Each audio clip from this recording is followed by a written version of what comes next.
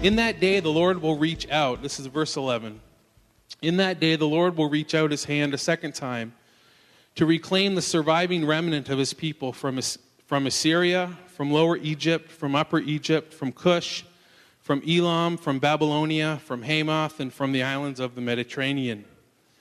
He will raise a banner for the nations and gather the exiles of Israel. He will assemble the scattered of Judah from the four quarters of the earth. There's a day coming in Israel's future that will be worse than anything that it has gone through in history. Now, immediately you're thinking, wait, what do you mean? Because you think of the Holocaust, obviously. A terrible time in Israel's history. Jeremiah calls this future time Jacob's trouble. In Jeremiah 30, verse 7, it says, "Alas, for that day is great. There is none like it. And it is a time of Jacob's trouble. But he will be saved," Jacob, in Israel, will be saved from it. "And it shall come about on that day, declares the Lord of hosts, that I will break his yoke from off their neck and will tear off their bonds, and strangers will no longer make them their slaves." And so we don't have time to go a lot into Jeremiah's prophecy this morning, but in the midst of a coming exile, the Lord will save Israel. Jesus talks about this time in the Olivet Discourse in Matthew 24. I'll just read the one verse. We all know the verse, but we don't often apply it. We don't often think of when we hear elect in the New Testament, we often don't immediately first think of Israel.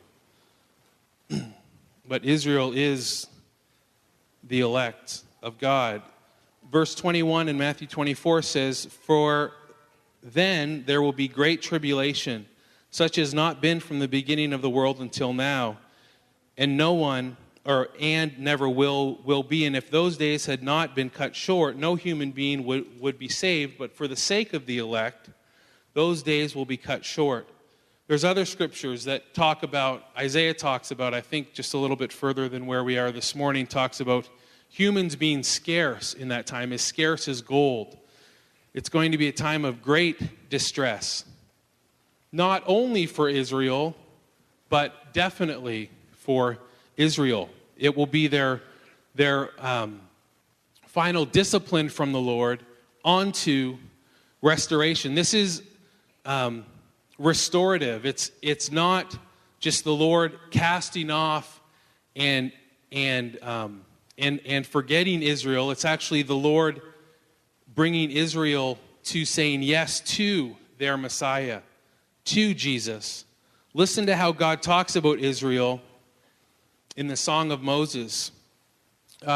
Turn with me to Deuteronomy 32. I don't think it's going to be up on the screen. I'm just going to read a few passages from it. But Deuteronomy 32 is what is called the Song of Moses.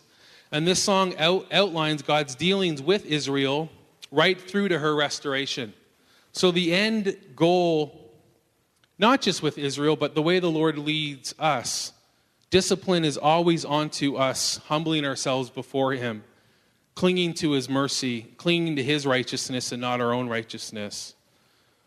But this song outlines God's dealings with Israel right through to her restoration. God is all about redemption. He remembers better than anyone what it was like in the garden. He remembers perfection. He remembers the days before the curse. He created the earth, all of his creations. Genesis talks about creation, the sum total of everything, as the heavens and the earth. He created that. He put himself within creation, dwelling with man on the mountain of God, in the region of Eden, in the Garden of Eden. He remembers those days before the curse. He has instituted a plan that is talked about from the beginning of the story that we see in Genesis, and he has put it all the way forward through to when the culmination of the plan happens. He wants the curse reversed. He wants to have unhindered fellowship with all of his creation again. And he's chosen Israel as his vessel of restoration and redemption.